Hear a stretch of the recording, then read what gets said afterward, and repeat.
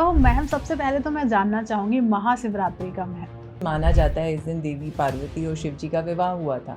तो इस दिन एनर्जीज बहुत हाई होती हैं, चंद्रमा बहुत। सबसे पहली बात आती है मैम, जैसे कहा जाता है कि जो तंत्र है वो महादेव से आया है, तो शिवरात्रि का और तंत्र का क्या कनेक्शन है आपस में? अगर मान लेते हैं अगर कोई तांत्रिक क्रिया की जाए इस दिन, तो उसका क्या महत्व रहता है?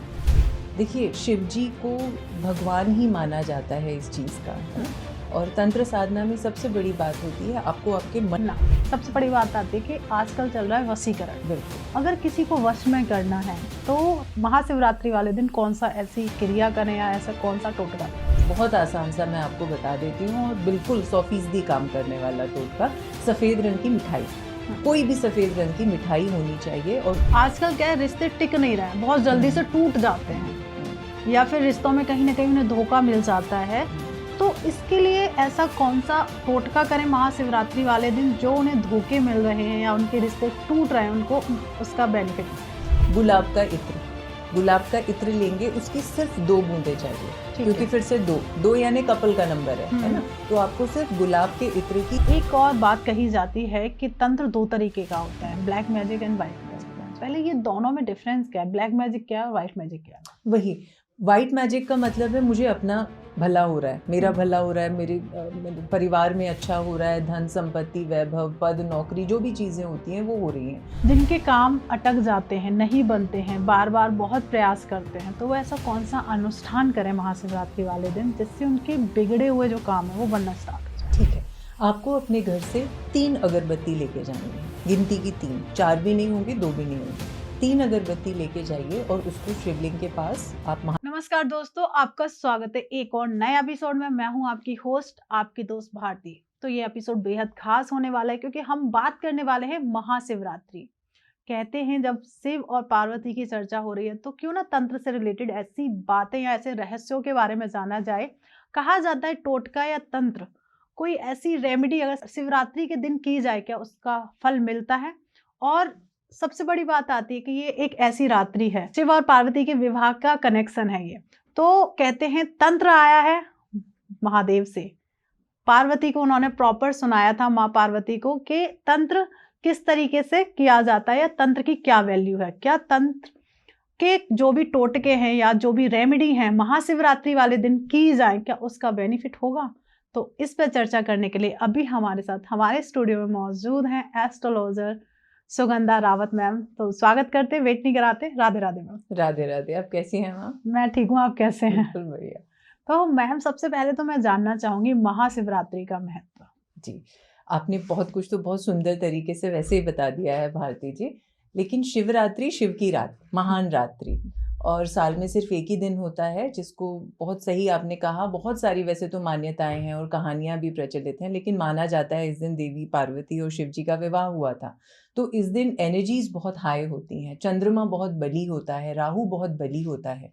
इस दिन का पूरे साल साधक इंतजार करते हैं। तंत्र जो किया जाता है, वशीकरण किया जाता है, मैजिक जो होता है, जादू होता है, वो सारी चीज़ें इस रात बहुत प्रबल होती हैं। तो हम जो तंत्र साधक, जैसे मैं तंत्र साधना करती हूँ, तो हम इंतज़ार करते हैं पूरी साल इस रात का। तो आने वाला है वो समय और लोगों की इच्छाएं पूरी हों, ईश्वर से यही कामना है। सबसे पहली बात आती है मैम, जैसे कहा जाता है कि जो तंत्र है वो महादेव से आया है, तो शिवरात्रि का और तंत्र का क्या कनेक्शन है आपस में? अगर मान लेते हैं अगर कोई तांत्रिक क्रिया की जाए इस दिन, तो उसका क्या महत्व रहता है? देखिए, शिव जी को भगवान ही माना जाता है इस चीज़ का, है ना? और तंत्र साधना में सबसे बड़ी बात होती है आपको आपके मन पर विजय प्राप्त करनी होती है। जो भी अघोरी क्रियाएं होती हैं, कापालिक क्रियाएं होती हैं, उनमें धूनी रमाई जाती है। शिव जी को माना जाता है, उनका वास शमशान में उनका वास माना जाता है।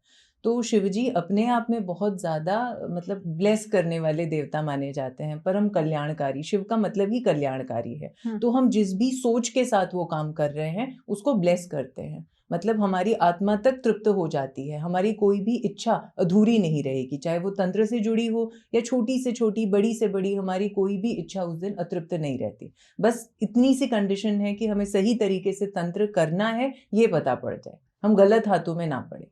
सबसे बड़ी बात आती है कि आजकल चल रहा है वशीकरण। बिल्कुल। अगर किसी को वश में करना है तो महाशिवरात्रि वाले दिन कौन सा ऐसी क्रिया करें या ऐसा कौन सा टोटका करें? बहुत आसान सा मैं आपको बता देती हूँ, और बिल्कुल 100% काम करने वाला टोटका। सफेद रंग की मिठाई, कोई भी सफेद रंग की मिठाई होनी चाहिए, और उसमें गिन के आपको 5 लौंग छुपा देनी है। इस तरीके से अंदर दबा दीजिए, छुपा दीजिए। वो आपको भगवान शंकर को अर्पित करनी है महाशिवरात्रि वाले दिन, बोलते हुए ओम नमः शिवाय। कितनी बार बोलेंगे? 11 बार। ये आपको छोटा सा उपाय करना है। जिनको भी आप वश में करना चाहते हैं, विदिन 43 डेज आपको रिजल्ट आ जाएगा।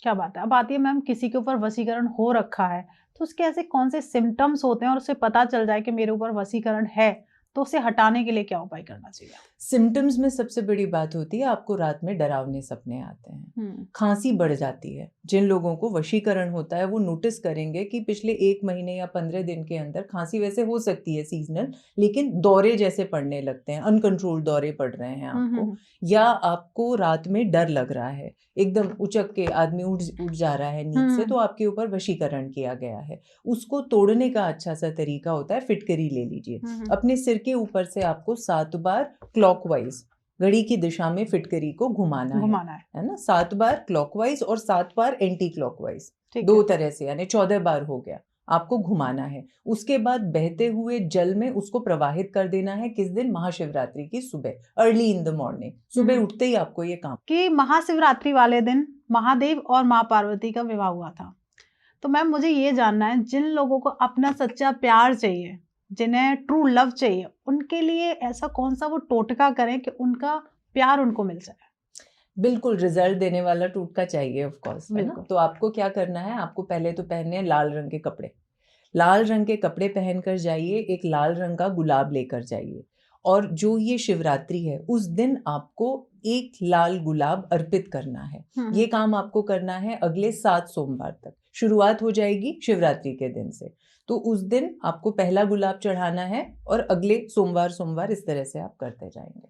और कई बार ऐसा देखा जाता है सुगंधा मैम कि लोगों के रिश्ते नहीं आते हैं, शादी नहीं हो पा रही है, और बहुत ट्राई कर रहे हैं और एज भी निकलती चली जा रही है, तो ऐसे लोगों के लिए कोई महाशिवरात्रि पर टोटका है जो वो करें? 2 लाल गुलाब 2 लाल गुलाब, रिश्ता जोड़ना है ना जी। तो कपल यानी 2, तो आपको 2 लाल गुलाब लेने हैं, और शिवरात्रि के दिन से शुरू करके अगले 5 हफ्ते तक हर सोमवार आपको शिवलिंग पर अर्पित करना है, और साथ में आप चढ़ाएंगे कच्चा दूध और गंगा जल मिला के, बराबर कच्चा दूध और गंगा जल मिलाइए, वो भी चढ़ाइए, और साथ में 2 गुलाब।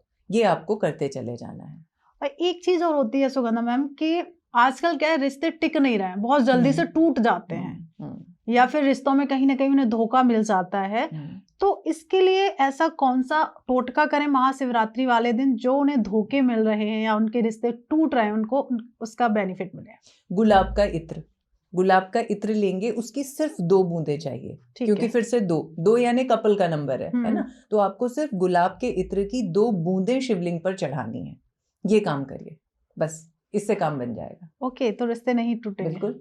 अब आता है ये धोखे बार बार क्यों मिलते हैं मैम रिश्ते में? ऐसा कौन सी प्लैनेटरी पोजीशन होती है, या फिर ऐसा कौन सा योग होता है कि उन्हें डेफिनेटली के धोखा मिलना ही मिलना है? ऐसा क्या कनेक्शन है? शुक्र पीड़ित होगा।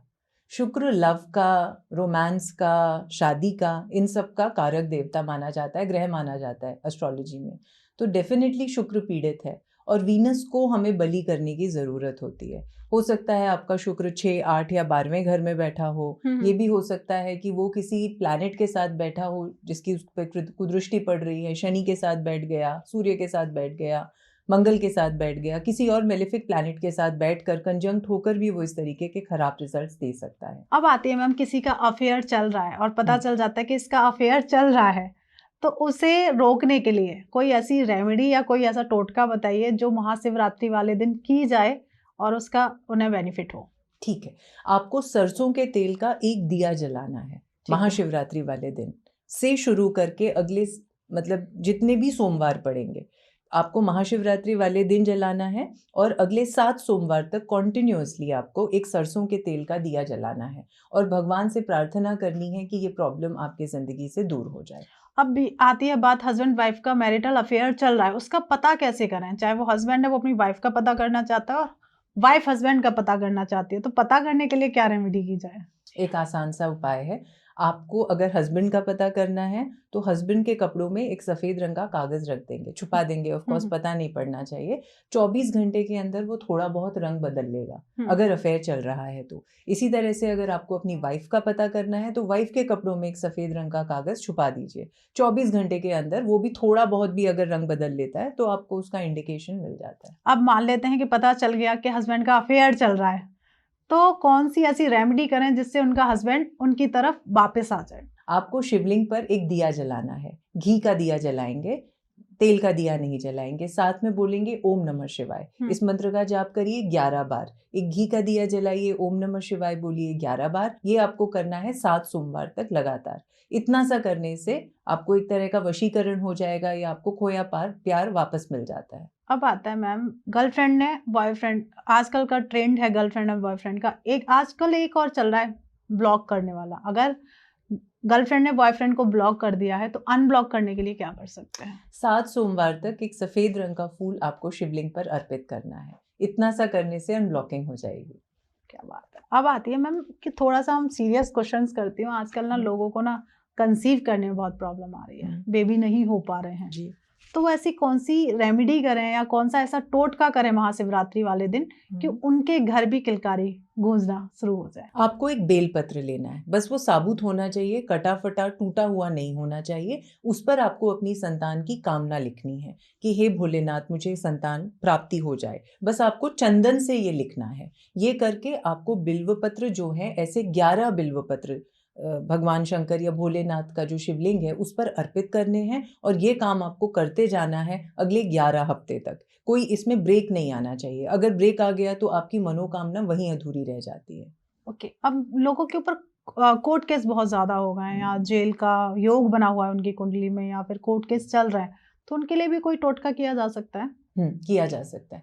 आपको ये करना है, फिर एक बेलपत्र लेना है। बेलपत्र पर लेकिन काजल का इस्तेमाल करते हुए आपको लिखनी है अपनी इच्छा। जो भी कोर्ट केस है, मुझे इस कोर्ट केस से में सफलता मिल जाए या मेरा कोर्ट केस खत्म हो जाए या इसका फैसला मेरे हक में आ जाए, जो भी आप लिख रहे हैं वो आपको अर्पित करना है शिवलिंग के ऊपर। ये आपको 5 सोमवार तक लगातार करना होगा। ओके। अगर किसी का कोर्ट केस चल रहा है, अब वो चाहता है कि उसका जो फैसला है उसके हक में हो, उसे इंसाफ मिले, तो वो ऐसा कौन सा तांत्रिक क्रिया, ऐसा कौन सा टोटका करे जिससे उसका जो फैसला है वो उसकी तरफ हो जाए?